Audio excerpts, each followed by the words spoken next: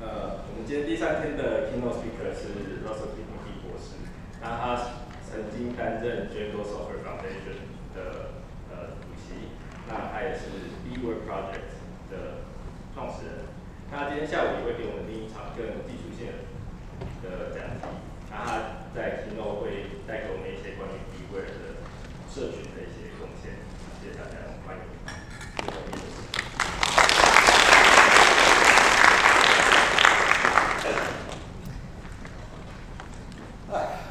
你好，我的名字是Russell Keith-Magee，谢谢你邀请我在PyCon Taiwan发言。我在搞融合行业，从那实际我还没有说中文，为了保护你的耳朵，我会用英文给我的自由的演讲。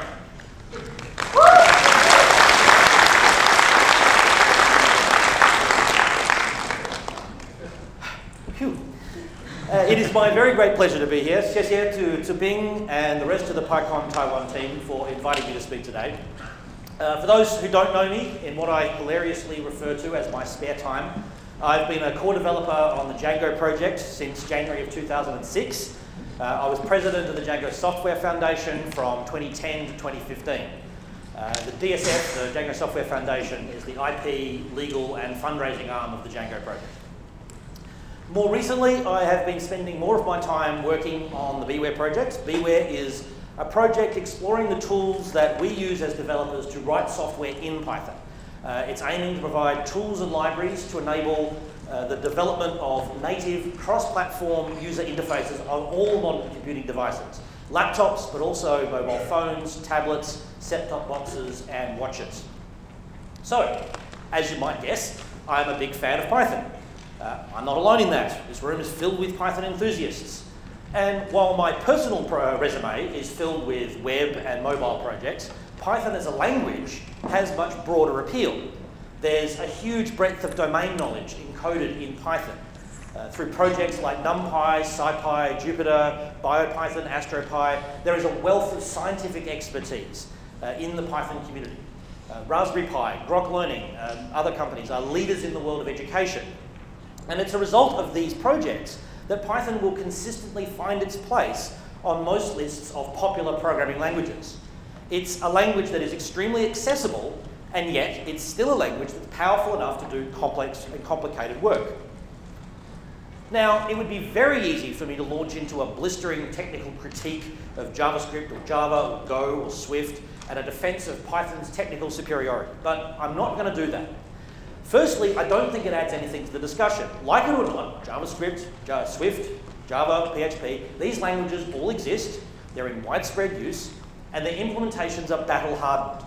No amount of wailing about WATs in JavaScript is going to make JavaScript, or any other language for that matter, go away. It's here to stay.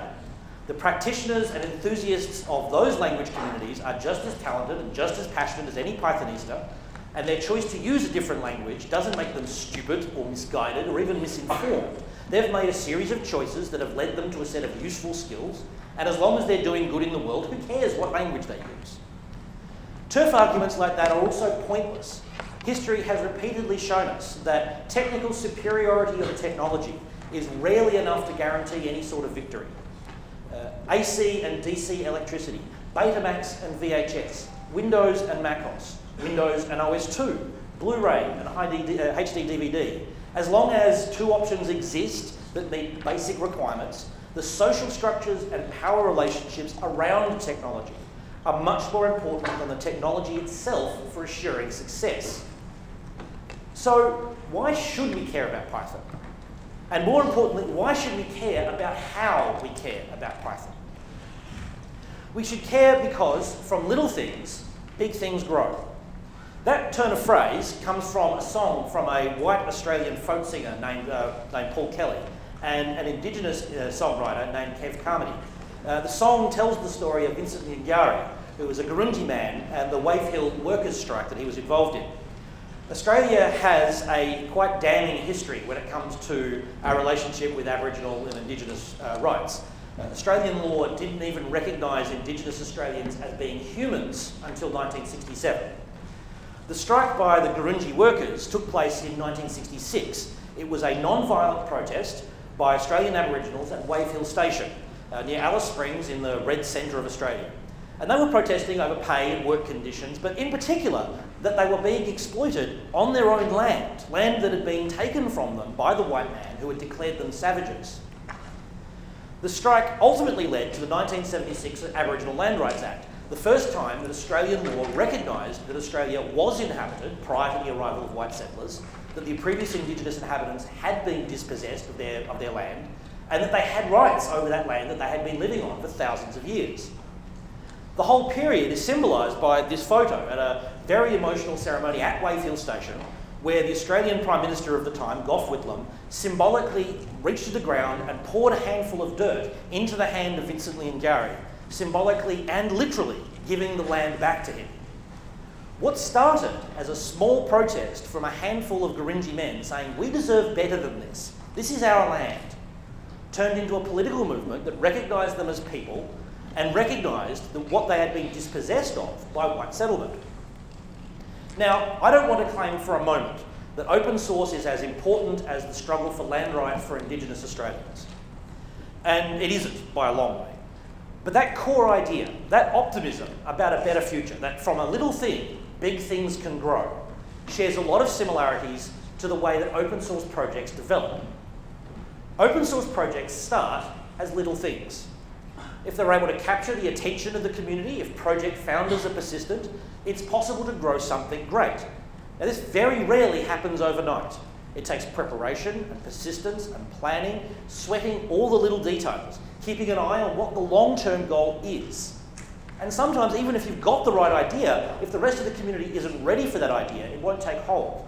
Vincent Leungari's protest wasn't the first Indigenous protest in Australia. It was just the first one that caught the public's attention. Django started as an in-house project at a small regional newspaper called the Lawrence Journal-World in Kansas. It wasn't the only web framework, or even the only web framework in Python. It could have very easily been kept in-house and never become anything more than a bespoke internal engineering project. But Adrian Holovardi managed to convince his manager at the time, Dan Cox, and the rest of Journal World management that by open sourcing the project, essentially giving away some of the Journal World's IP, that would be beneficial in the long run. Thankfully, the Journal World management took that risk, and 12 years and a lot of sweat and tears later, we have the Django that we know about today. And big things can, in turn, beget other little things, which in turn become big things on their own. In 2014, two well-known organisers of the Django community, Ola Sitaska and Ola Sendeka, approached me in my capacity as the DSF president. They had this out there idea. They wanted to go to EuroPython in Berlin and teach a tutorial for women. They wanted a little bit of funding to help make that happen. What they were asking for at the time, for the DSF at that time, was quite a large grant, $1,500 US. But the DSF took the gamble, and boy did it pay off. Because from that first Django Girls event in Berlin, there were 14 more events by the end of the year, and there have been countless ever since. They have built a community of thousands of alumni, some of whom are here today from Django Girls Taipei held a couple of days ago. They've built a community, and it's now self-sustaining, a self-sustaining entity in its own right. Now, obviously, I have a lot of experience coming from Django, but there are countless other examples from the broader Python community and from open source in general. And to be clear, most of this is post hoc analysis. Django has been successful, and as a result, people look to see what Django did so that they can reverse engineer our success and do what we did. But the bad news for you is that Django's success was as much a surprise to those involved as it was to anybody else. And the failures that I've had in other projects indicate that I'm still learning. But that's not the same as saying that Django's success was unplanned. The process of developing an open source project requires founders and contributors to a project to make some very important decisions about that project. Those decisions affect the short-term and long-term viability of the project as a whole, and they need to be treated with that kind of importance, because they're going to be made whether you pay attention to them or not. It's just a matter of whether you're actively thinking about those decisions, where you are, and by extension, where you want to be up or where you want to end up. As Epictetus said, first say to yourself what you would be, then do what you have to do. So we, as a Python community, have an opportunity here. We already have a large and vibrant community. What comes next? Where do we want to be? What do we want to be? What change do we want to see in the rest of the world? Now, the obvious thing to be concerned about are technical in nature. You have to have features in your product, in your software product, that people will find compelling, and an architecture and a design that will serve your project in the long term. And don't get me wrong, these are an important set of concerns. I could easily fill a keynote with discussions about language features and libraries that are needed to ensure the long-term success of Python as a language community. But to my mind, much more important are the social issues. As I said earlier, minor differences in technology will very rarely guarantee long-term success of a project. And Python has already reached the tipping point of technical competence. The question is, how do we preserve that advantage and grow as a community going forward? And the thing is, in many cases, the decision-making process about technical issues is often affected as much by social issues and social decisions as it is by purely objective technical concerns. Take backwards compatibility, for example. When Django came out, there was another major competitor in the Python web space called TurboGears. TurboGears, for their own reasons, had essentially no backwards compatibility policy, and as a result, they had 2 major releases within 2 years that were completely incompatible. On the other hand, Django has a backwards compatibility policy which guarantees that code running today will continue to run for quite some time in the future with only minor modifications, if any, and any deprecations and changes will be phased in over a 2-release cycle, looking between 18 months and 2 years chronologically. There's also long-term support releases for even longer-term projects. Why does that matter? Well, it depends on your perspective. If you spend your life working on short-term contracts, delivering sites with no long-term maintenance overhead, say, for example, a promotional website for an event, or a site supporting an advertising campaign, you don't have long-term problems. You finish your job, you move on to the next one. Each time you start again, you're free to try something new, experiment a little bit, replace something that didn't work well last time. You're looking at the world through glasses that think of 6 months as a long time. However, if you're engaged in a multi-year project, you really care about long-term maintainability. In a former life, I was involved with the Joint Strike Fighter project. It's a multi-billion-dollar program to develop the next generation tactical fighter for the US Air Force and for allies. And at the point of conception of the project, in 1990, they didn't anticipate delivering a working airframe for 20 years. And by the way, they're at least 7 years late at this point. If you're in this space, you really care about long-term maintenance. You don't want the world shifting underneath you every 3 months. You can't use a product that doesn't have a 10-year support plan in place. 6 months is a rounding error in that worldview. A good example of this in practice is a quote from Maciej Sedlarski from Pinboard. A rule of thumb that has worked for me is that if I'm excited to play around with something, it probably doesn't belong in production. And I agree with him. Excitement is not a virtue I seek when I think about my production servers. Boring is a virtue in production. Boring is predictable. Boring doesn't wake you up at 3 o'clock in the morning having trashed half your database.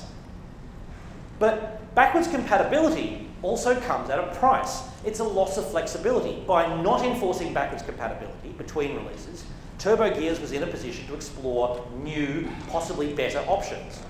On the other side, whenever Django wants to make a change, we need to actively consider the impact on existing users because we don't want to cause unnecessary headaches.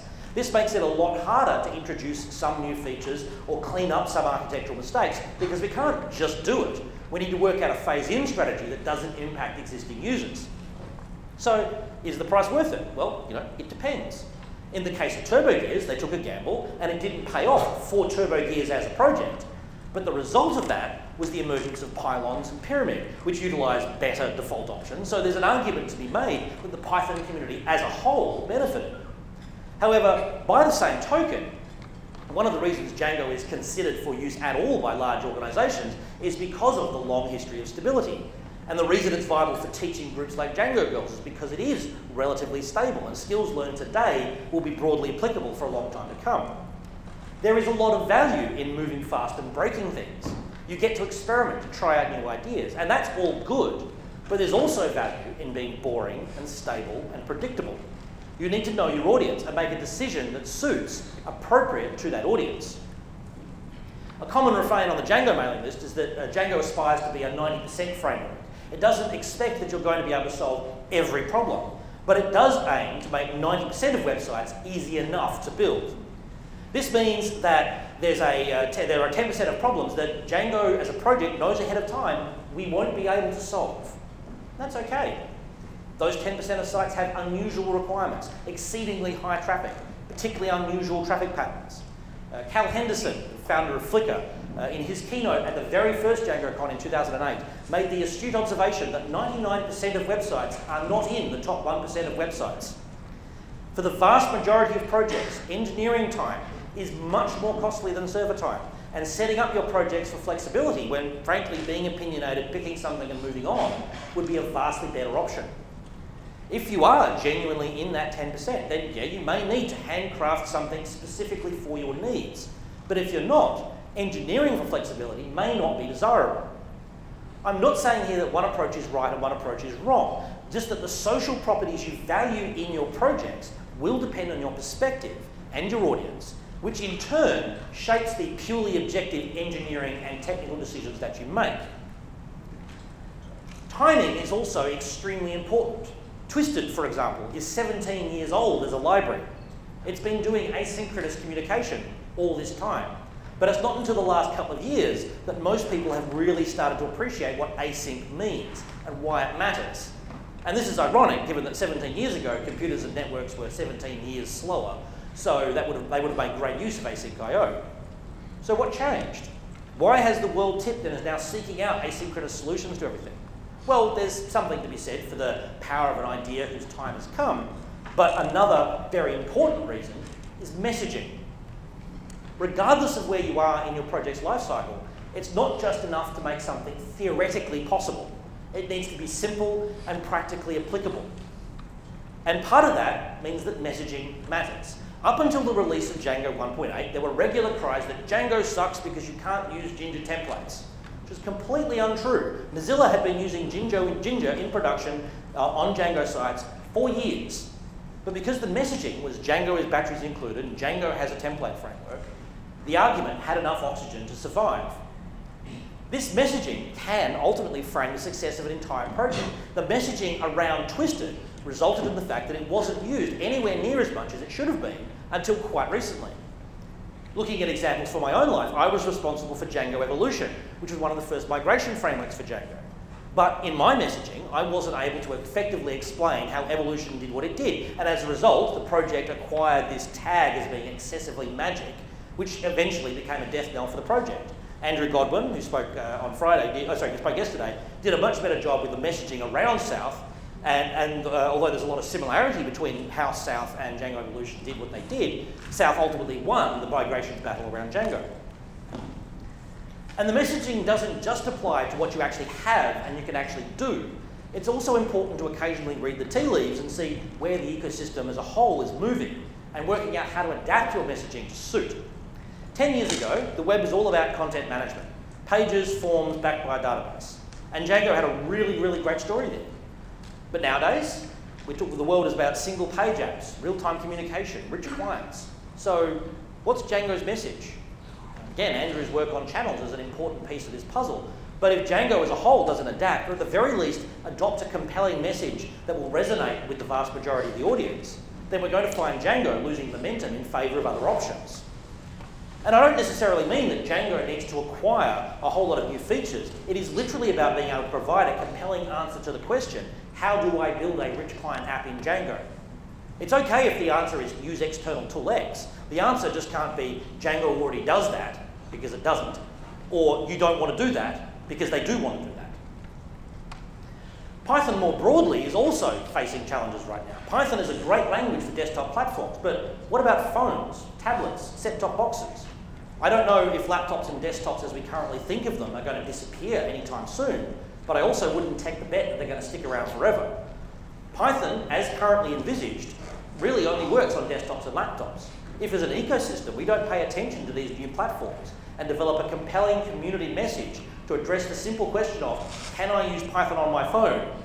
Then the wider community will fill that communications gap for us by going elsewhere. So Social conditions and social requirements can affect the audience for your project, but technical decisions can also affect the social evolution of your project. The technical decisions you make have a huge effect on the out-of-box experience for new users, the experience that a new user has when they discover your project for the first time. A few years back, Kathy Sierra wrote a blog post entitled Attenuation and the Suck Threshold, which she talks about user engagement on new projects. She says that when you're introducing a person to a new project, to a new library, you need to make their zero to kick-ass time as low as possible. They need to go from knowing nothing about your project but the name to kicking a real-world, practical, personally applicable goal as quickly as possible. If that time is low, then a new user gets an immediate sense of progress and a little endorphin kick in their brain. They get over the suck threshold and they feel like they can do anything. And as a result of that, they're more likely to persist and take the next step and the next one and the next one, even if those steps are a little bit harder. However, the longer they go before they get that kick-ass moment, the more likely they're going to give up or develop a negative impression about your product. And it's not just about new users either, or developers using your software. It affects the entire life cycle of engagement with your project. Marketing people like to talk about conversion funnels, and it can help to think about software projects in a similar sort of way, particularly open source projects. There is a universe of users out there. Some of those users will find your project. Some of them will try the project to become into users. Some of those will stick around and become community members. Some of those will start to work on the project and become contributors. Some of those will stick around and become core team members, and some core team members will eventually turn into community leaders. If you're going to have a vibrant project, you want people to work their way down your conversion funnel. Really successful projects like Django have had a lot of people work their way down this funnel to the point where the original founders can step away and the project keeps going. If that funnel doesn't exist, or it gets choked at some key point, then the long-term success of your project is not guaranteed. Another feature that is a distinguishing property of successful and unsuccessful projects is the extent to which they participate and contribute to an ecosystem, rather than being a tool with a singular focus. To explain this, I'd like to take a quick tangent here and talk about tractors. One of the Django project's founders, or benevolent dictators for life, is a man named Jacob Kaplan-Moss. Old man Jacob had a farm, and on that farm he had a tractor. Jacob's tractor is named Tinkerbell. And one of the interesting features of farm tractors, including Tinkerbell, is something called the three-point linkage. The three-point linkage is a system that has been used on tractors for something like 90 years. It was originally developed in the 1920s by Ferguson Tractors in the United Kingdom, and it was then adopted by pretty much every farming manufacturer in the world. It was eventually coded as an ISO standard in the 1980s, but that was really just codifying what everyone had already agreed on. What the three-point linkage does is provide a very simple interface that enables plows, seeders, harvesters, whatever else, to be attached and use a tractor as their power source. And hitting the backwards compatibility point, it's been consistent for 90 years. A farm tool that was built in the 1930s will connect to a tractor that came off the assembly line last week, and vice versa. What the three-point linkage does is change a tractor from being a single-purpose tool into being part of an ecosystem. When you buy a tool, you get a tool. And you can buy a fine set of tools. But the real power comes when the tools are able to work together. When you buy into an ecosystem, you get infinitely more value because you're not just buying a single tool, you're buying into all the possible ways that tool can be combined with everything else in the ecosystem. This is just Metcalfe's law writ large. Metcalfe's law says the utility of a network increases with the square of its number of participants.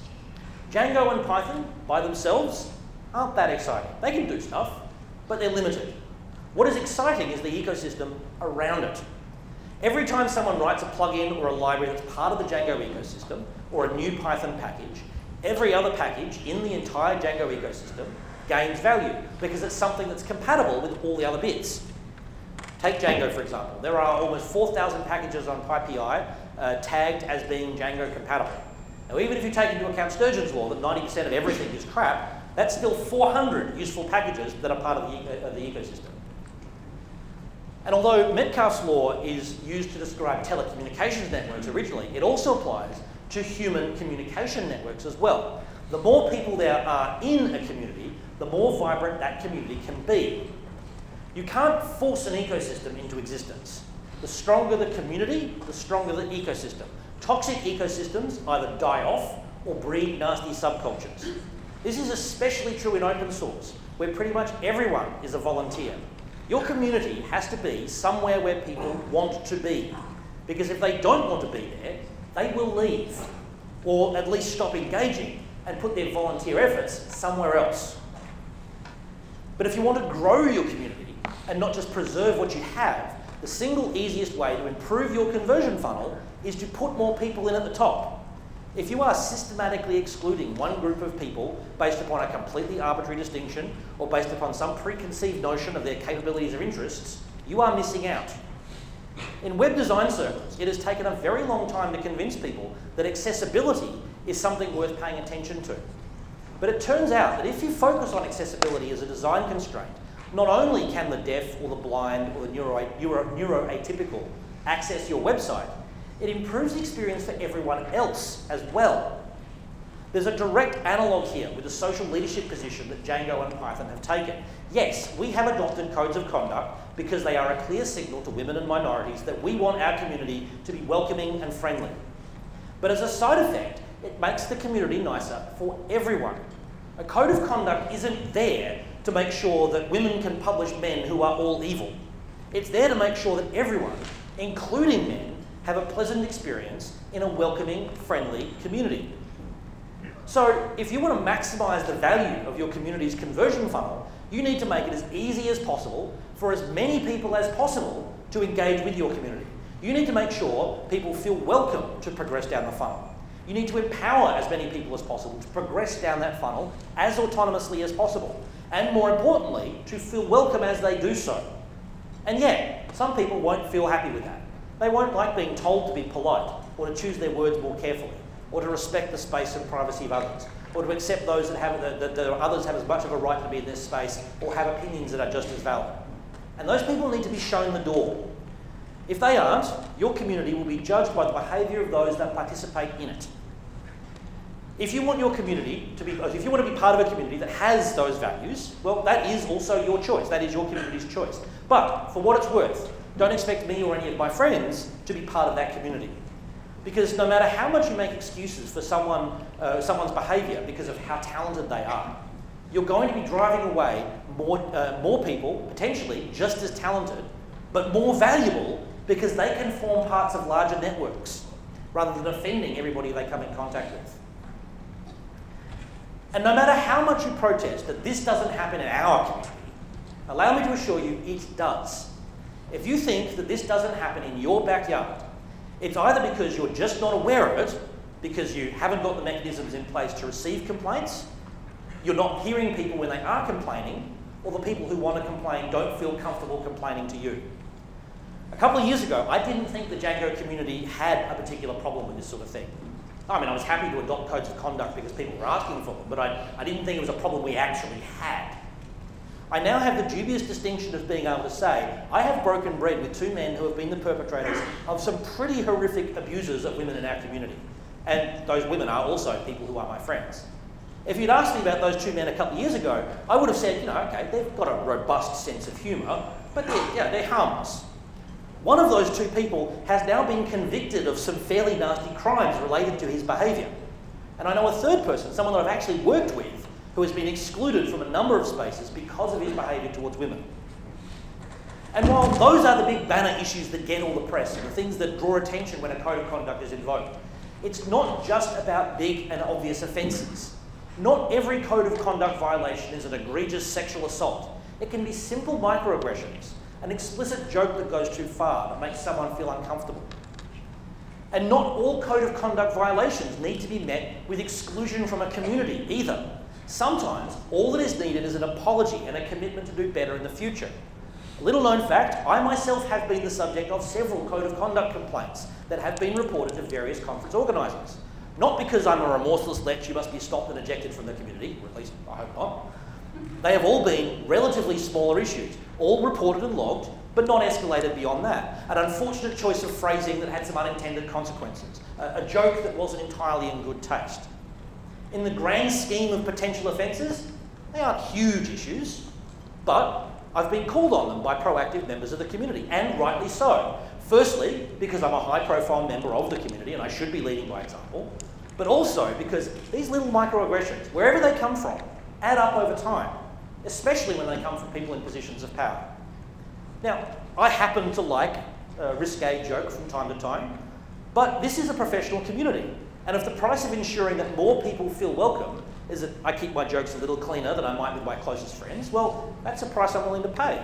And I'll gladly apologise when I don't meet the high standards of this community. I'm also happy to be somewhat of a lightning rod as code of conduct reporting processes develop. It's easy to think of a bad taste joke as overreacting, and people should just toughen up. But by normalising the complaints process, demystifying what happens when a complaint is made, pointing out that there is a continuum in these matters, from minor offence through to gratuitous assault, we lower the barriers that might prevent someone from reporting a microaggression, which in turn improves communication, which is ultimately what this whole process is about, to communicate with each other when a line is being crossed or is at risk of being crossed, and to do so long before we get to the point where serious problems and irreparable harm start occurring. But if you still aren't unconvinced, if you still think this doesn't apply to you or to your community, well, okay, think of it this way. Minority and underrepresented groups have repeatedly indicated that enforced codes of conduct make them feel safer in a space. Never mind why you yourself think that they actually do anything, these groups have asked for them. And by simply adopting a document that you think means nothing, and by offering to enforce rules that you think won't ever be broken, you're at least doubling the size of your potential audience, doubling the number of people entering your funnel. It's a long play, but it's one that makes your ecosystem more vibrant, because you're increasing the N in Metcalfe's law, the number of participants in your network. But it's not just enough to create an ecosystem and create a safe space for people to participate in that ecosystem. You have to create the conditions that allow people to actively participate in that ecosystem and continue to do so in the long term. Building communities is an incredibly energizing experience on a personal level. Speaking personally, it's what keeps me going in open source. Hearing about all the cool ways that Django is being used in the real world, or BeeWare is potentially being used in the real world, is an amazing and humbling experience. You get to meet all sorts of people, and some of them are truly inspirational individuals. But there comes a time when a project expands beyond the level where it can be supported purely by volunteers. The expectations of a growing user base, many of whom are now using the project in a commercial context. Now we can see this in the software communities that surround us. Talk to any prominent open source software developer, and amongst the success stories, you'll also hear some very consistent troubles. That they've got grand ideas and grand plans, but no time to execute. That they're about to burn out due to the pressures of maintaining the project. Or they've had yet another mailing list discussion with someone who doesn't understand why you didn't drop everything to help them fix their problem. And there are plenty of examples. OpenSSL is a software that drives pretty much every secure connection on the internet. And yet it took the discovery of Heartbleed, a critical vulnerability that sent the internet into a tailspin, before they could find funding to pay for maintenance. Now, the OpenSSL story, thankfully, ended with funding, but it's not all happy endings.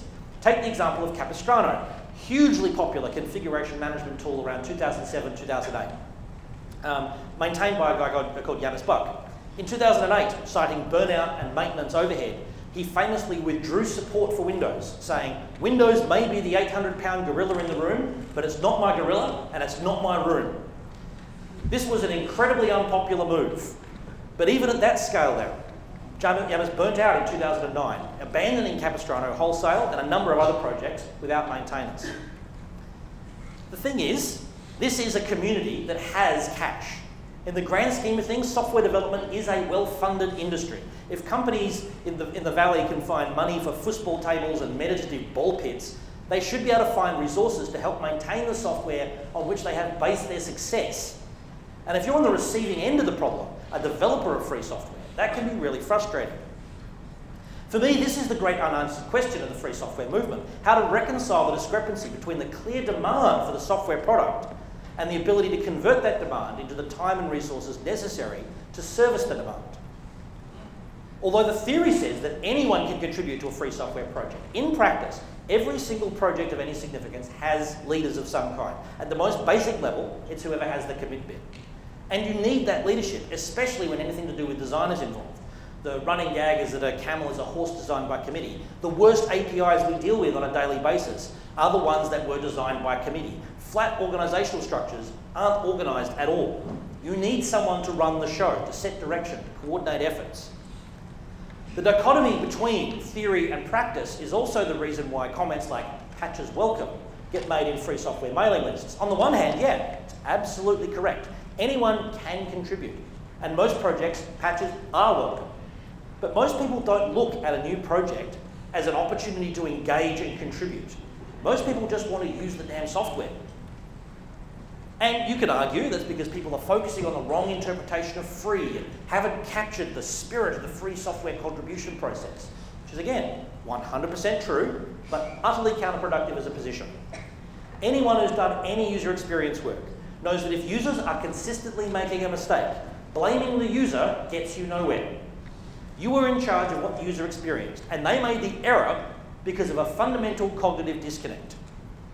And even if everyone did get the right message, let's be realistic, it wouldn't work anyway. A mythical man month taught us that you can't deliver a project faster or better by throwing more resources at it. 9 women can't make a baby in 1 month.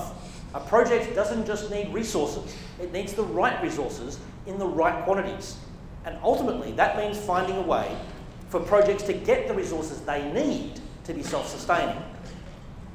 A little under a year ago, Nadia Ekbal published an extensive report about this problem. The preface of the report reads, in part, as follows. Nearly all software today relies on free public code, written and maintained by communities of developers and other talent. This code can be used by anyone, from companies to individuals, to write their own software. Shared public code makes up the digital infrastructure of our society today. Everybody relies on shared code to write software, including Fortune 500 companies, government, major software companies, and startups. In a world driven by technology, we are putting increased demand on those who maintain our digital infrastructure. Yet, because these communities are not highly visible, the rest of the world has been slow to notice. Just like physical infrastructure, digital infrastructure needs regular upkeep and maintenance, but financial support for digital infrastructure is much harder to come by. In the face of unprecedented demand, the costs of not supporting our digital infrastructure are numerous.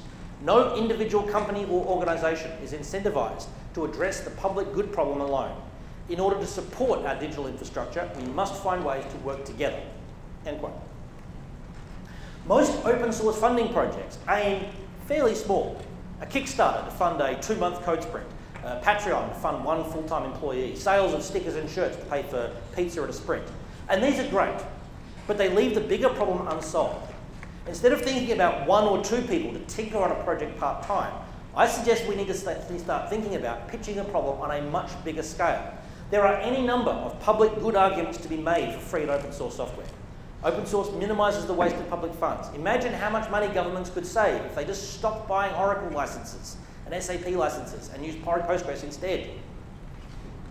You can also demonstrate that having well-supported free options is good for social development. If I'm in a low-income demographic and I can't afford a multi-$1,000 license to get access to developer tools, but I can download open source software for free, learn how to use it, and develop skills that make me more employable. So, can we take a collective story that by providing philanthropic or socialised funding of free and open source software, organisations can help make a better world? I think we can. But it's going to take time and strategy to develop that narrative in public debate. It's especially plausible that we can do this given all the discussion is happening in an industry where billion-dollar valuations are kicking around. Large parts of our industry are built on the foundation of free and open source software, but those with the most capacity to contribute, in many cases, aren't contributing at all. There are countless modern success stories that wouldn't have been possible without freely available infrastructure. But what we haven't got is a culture that encourages and mechanisms to facilitate giving back to the communities that have made our lives easier. Some companies are doing this. There are some companies that do give huge amounts back to open source communities. But there are also lots of companies that don't give back. And even those that do give back, many of them give back the help that they're able to give, which isn't necessarily the help that is needed. The DSF regularly receives offers for free or subsidised hosting from hosting providers. Don't get me wrong, it's great, it's incredibly useful. But what we really need is someone on the payroll to review bugs. Earlier on in the life cycle of Django, we needed people to write new big features. We're in a constant need of graphic designers and artists and tech writers. We need people who know how to do sysadmin and community outreach. And we don't need 1,000 people donating 1 hour. We need 10 very specific people donating 40 hours. When a disaster hits, organisations like the Red Cross call for donations. And they will usually say, please give us money, not tins of food or blankets. The reason? Money can buy what is needed right now. You can't control what people donate. And even if they do happen to donate exactly what is needed, there is a huge logistic task of working out what's been donated and getting it where it's needed. Free and open source projects are much the same. They require resources. Some companies donate in kind, and that's great, but it's rarely what is needed, and it's easy to get distracted working out what to do with all the resources that have been donated, but you don't have an immediate use for, because you don't want them to go to waste. And sadly, just as with charities, many companies don't donate at all. And I'm not claiming these companies are being deliberately malicious in not funding open source. If anything, we as a community have failed them because we haven't helped them help us. Most importantly, we don't have a mechanism in place to make it easy to spend money and easy to receive money. The current state of affairs clearly demonstrates that it's not enough that there is money in a community. You need to make the mechanism for donating that money as obvious and seamless as possible. And you have to have some way to direct the money towards. One model community that I think does this really well is the WordPress community. WordPress is GPL software. There are books, videos, blogs on how to write WordPress plugins and themes, the same as there would be for any open source software community. But critically, there are also books, videos, and blogs about how to make a business writing WordPress plugins and themes. They've got a store where you can buy plugins and get free ones and easily install them in your WordPress instance. The Wordpress ecosystem has fundamentally embraced the fact that money needs to be part of the equation. And by doing so, they've created an industry that is self-funding. And this, I'd argue, is one big reason for the success of WordPress as a platform. What we have in free and open source software at the moment is a tragedy of the commons. Everyone agrees that this software is good. Everyone knows the software needs to be maintained. But why should one individual company take on the economic burden of funding maintenance when their competitors are getting the benefit for free? For me, one of the key lessons from the music and movie industry from the last 20 years is if you make it easy to do the right thing, people will do the right thing. If you make it simple and seamless for a large company to swipe their credit card and get charged $100 a month for using all this open source software that's been developed, they will. Yeah, okay, sure, people will cheat. Don't worry about it, as long as cheating isn't easier than doing the right thing. The biggest reason this isn't happening right now is that it isn't obvious what the right thing is. Yeah, okay, I could donate to the PSF or the DSF, but it's fiddly to organise and it's not clear where the money goes.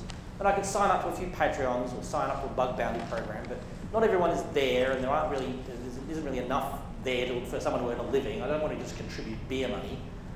So what are we to do? Well, the short answer is I don't know. There probably isn't going to be a silver bullet. But I firmly believe this conversation about money is a conversation we have to have. Free software as a movement is over 30 years old. Open source is almost 20 years old. We've conquered the technical hurdles. We've even conquered the policy hurdles. It's now time to tackle how we make this a long-term sustainable industry, not just commercial interests exploiting the naivety of a stream of doe-eyed volunteers. Much of the work being done today on Python, and the vast majority of open source projects, is volunteered time. And while there may not be money associated with it, there is still a price. About 2 years ago, I hit rock bottom in what was eventually diagnosed as being a major depressive episode. There were a number of underlying causes for that episode, but one of the major ones was the pressures imposed by volunteering on Django. I'm a lot better now than I was, but I've still got a long way to go. However, I'm not an unusual case. I've almost lost count of the number of talented developers around me who have burnt out or come close under the load imposed by volunteer efforts. And in some incredibly tragic cases, people have taken their own lives. This isn't a problem with an easy solution. It isn't as simple as just telling someone they don't have to volunteer anymore. If they're the maintainer of an even moderately successful project, I guarantee you their inbox is filled with "why haven't you fixed my bug" emails. Sometimes from people who should know a lot better.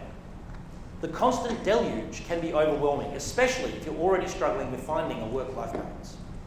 And if you're maintaining a high-profile project, there's almost certainly some personal pride wrapped up in what it is you're maintaining.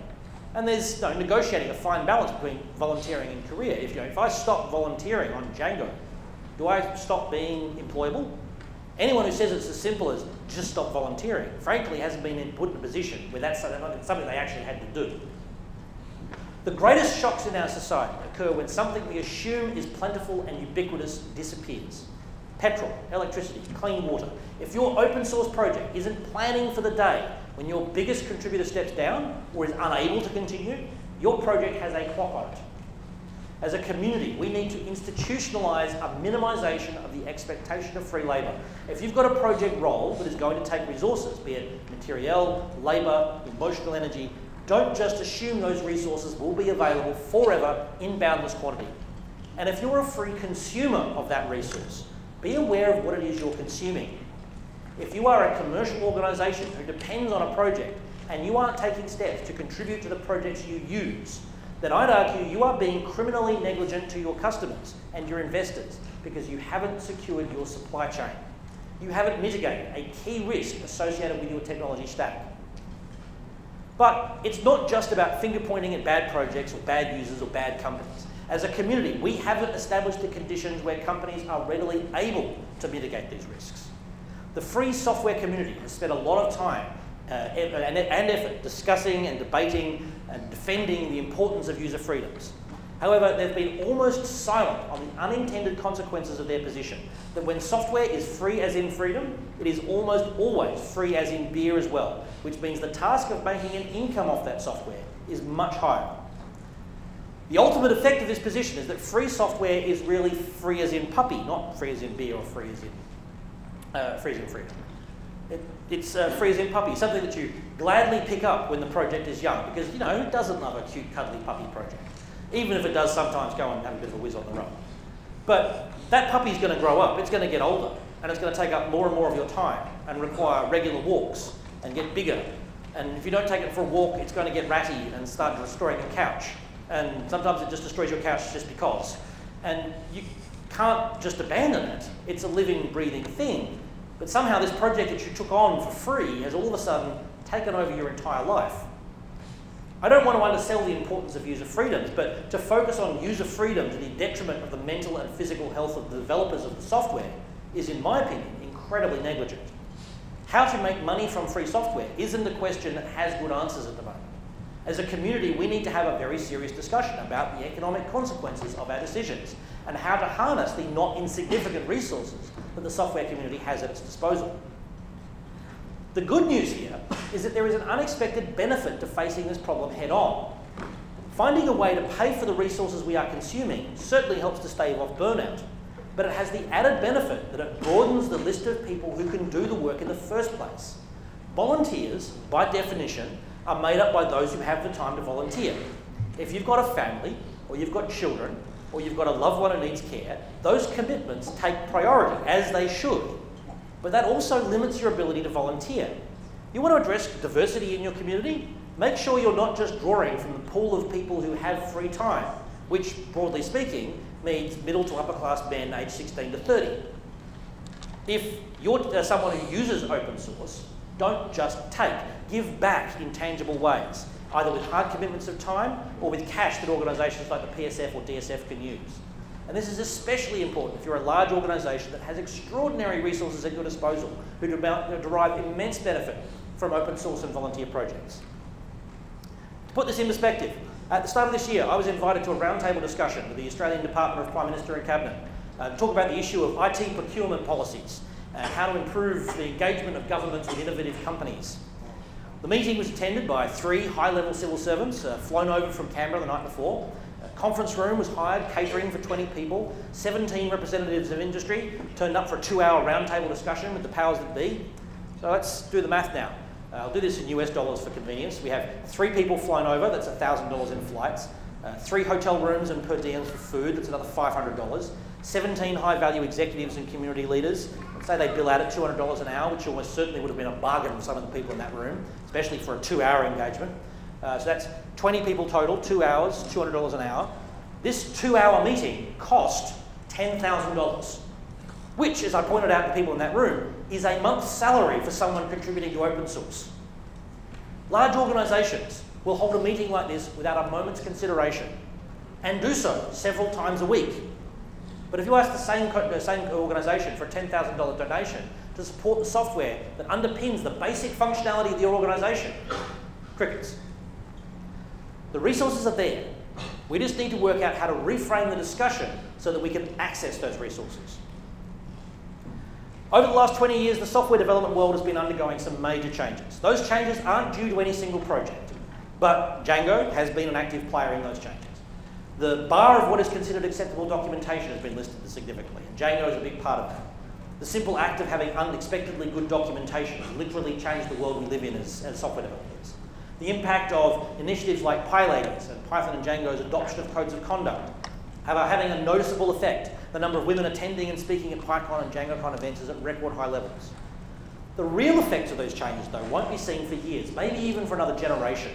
If as a community we keep up this effort, then when my children grow up, they're going to be faced with a different world. And they may not want to go into software. But if they do, I certainly hope the world they face will be a significant improvement over what we have today, which is itself a significant improvement over the industry that I grew up in. From the little things we do today in our communities, big things can and will grow. So, what does the future hold for Python? Well, I don't know. I've outlined some of the threats and opportunities, but I am just one voice. But if we want Python to continue to be a force in the world of computing, I know we can't stand still. We need to prepare for the future, whatever we perceive that future to be. I have benefited personally from being part of a large and successful project like Django. I'm in the early stages of what I hope will be a similar journey with the BeeWare project. And both of those projects wouldn't have been possible, or at least would have been significantly different, if it wasn't for the groundwork laid out by the Python community and the Django community. I'm very keen to make sure that groundwork doesn't go away. Strong communities take a long time to develop. The Python community has taken 25 years. Django, 10 years. It would be a shame to have to start all over again, simply because we didn't pay attention to the way the world is changing around us and the way we need to respond to maintain a healthy community. As for myself, I'm intending to keep working on BeeWare. If you'd like to get involved, I'll appreciate any help. And as Shubing said, I'm talking this afternoon about some of the technical aspects of BeeWare. And there's plenty to do. And if I've got an open offer to mentor anybody who wants to get involved, even if it's your first time contributing on an open source project. I'll be sprinting tomorrow on BeeWare projects. And as an added bonus, thanks to Revolution Systems, anyone who does gets a shiny exclusive BeeWare challenge coin. Thanks to GitHub, we actually do also have a second coin for people who help build the community and help bring other people into the fold. But without funding, BeeWare is going to continue to be a hobby project. That constrains the rate of development. I'd like to see BeeWare become a whole lot more. I'd like to see it become a model for a new style of financially viable, socially responsible open source organisation. I'm exploring options for making that happen. If you'd like to be notified of those plans as they evolve, I encourage you to visit that URL, click on the link, sign up for the mailing list. But if you're already convinced, here's the hard sell. For $10 a month, you can join the BeeWare project as a member. If I can find 1,000 people in the BeeWare community who want to fund these tools, are willing to support the development financially, I can start working on BeeWare full time. If I can find more than 1,000 people, we can start to do some social good with this money as well. Like I said, for some time I've had an open offer to mentor anyone who wants to get involved. I'd like to take the next step, start to hire and pay junior developers, give those developers the opportunity to advance their skills and their public profile, prioritise giving that opportunity to people from underrepresented demographics. As I've grown older, I've seen my children grow up, as I've lost friends through burnout, had some uncomfortable revelations about others, it's become increasingly apparent to me how short our time on this planet is, and how important it is that we make our time count. Back home in Perth, I'm a member of a shared workspace called Space Cube. As you walk through the front doors, this quote is painted on the wall. "Society grows great when old men plant trees whose shade they know they shall never sit in." Now, it's a little sad that I'm starting to have old man thoughts at the ripe old age of 40, but every time I do walk through that door, I realise how profound it is. I aspire to be a planter of trees. What I do as part of an open source community is about so much more than just scratching an itch. I hope that I've been able to inspire you today to plant some of your own trees and see that from your own little things, big things can grow. 谢谢.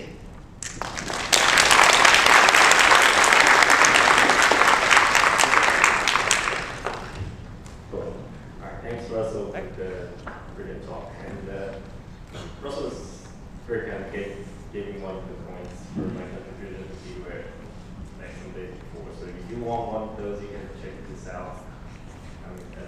this is real. And so anyone has any questions for Russell right now? We have a bit more time because we're studying and learning, so sure. Please, fire off. Yeah, I totally agree that money should be the equation of whatever our open source community or activities. And I'd like to hear, could you comment more about more conventional setting the software license scheme?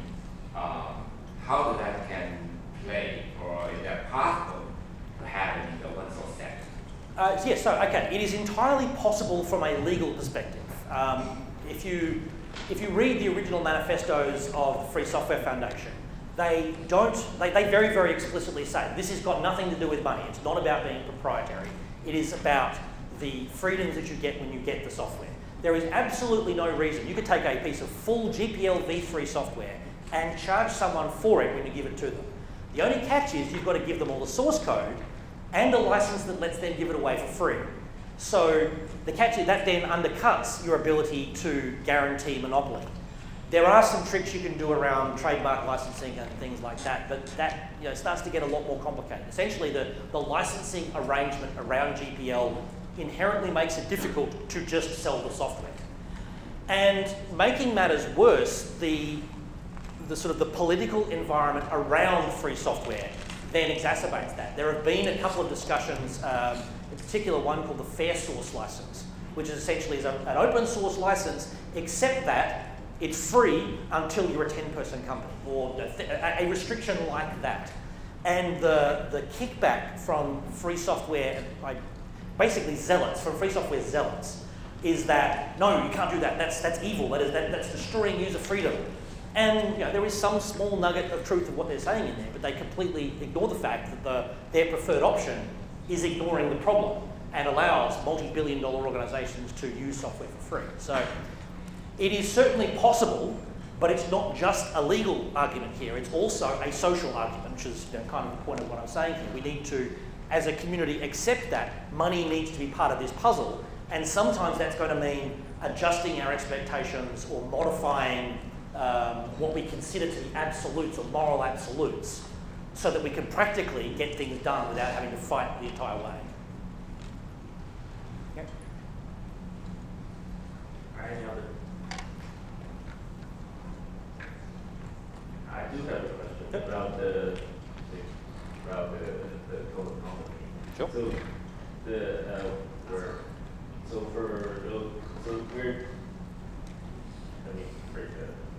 So we're enforcing the code of conduct essentially to keep everyone happy. So we don't feel that we can be harmed in the community because of someone else's behavior. But for that to happen, we need to make someone else, some other people unhappy because they cannot do what they want to do. So my question is, this kind of reminds me of the trolley problem. So, we're sacrificing some people for other people. So what are we to make the distinction of what is good and what is bad and we won't sacrifice it? Yeah, okay, so it is, I agree, there is a sort of element of the trolley problem there, that you've got to decide which behaviour you do think is acceptable and which one is not. In the extreme cases, it's obvious. No, we do not want people being raped in elevators going up to hotel rooms. Those decisions are easy to make. But when it gets to, was this joke in bad taste? It was a joke. Maybe you should have just laughed with it. But okay, someone was offended. But the catch is that the fact that there is a continuum in how severe it was also means there can be a continuum in your response to it. So, for example, one of the cases of one of the code of conduct issues that I was called on, I was doing a Tim Tam Slam. If you don't know what a Tim Tam Slam is, come to the sprints tomorrow. I've got lots of Tim Tams and I can demonstrate. It's lots of fun. But I was doing it on stage at a conference. And the Tim Tam Slam involves using a chocolate biscuit as a straw. And when I was trying to communicate to one particular woman how she needed to act on it, I gave some instructions that were interpreted by members of the audience in a different way to the intent that I was trying to say. And it wasn't my intention. I didn't mean to offend her, but I clearly did because she was quite distraught by what happened afterwards. So, but the response there is not, oh, Russell, you must leave the conference immediately. The response is, hey, just be aware, this happened. Maybe you want to think about your language next time, or try to moderate. Maybe not do that on stage because it's not an appropriate place for that. It doesn't. You can moderate your discussion to just being, hey, are you aware that this was even a problem in the first place? It doesn't necessarily even need to be an apology. Just be aware that this is something that happened, so that you can moderate that into your behaviour next time possibly. So it doesn't need to be an absolute, there is path A where we offend person A or we offend person B. It can be, just be aware that there are two opinions, and maybe we can avoid having to make that decision at all in the future.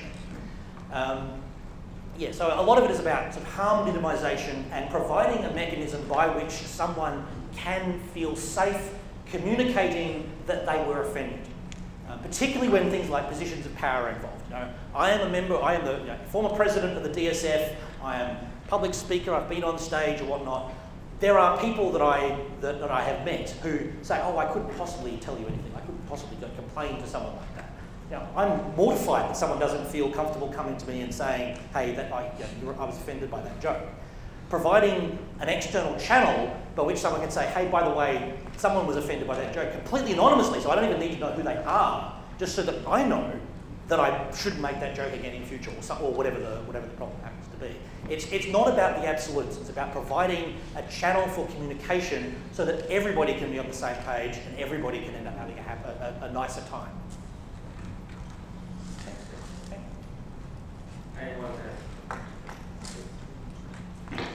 Hi. I'm a Django lover, and I like to ask one Django question.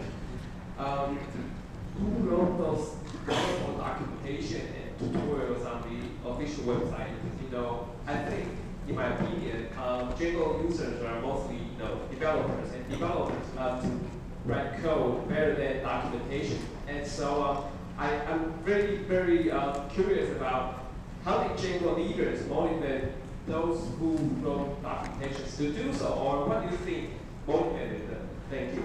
Okay, so interesting bit of history. Django's BDFLs, Adrian Holovardi and Jacob Kaplan-Moss, are not computer science trained by background. One's a journalism major and one is an American history major. So they are people who have come to computing by way of the humanities. And there are any number of people who have been major contributors to the Django project who have come through the humanities. Daniele Procida is a philosophy major, James Bennett is a philosophy major.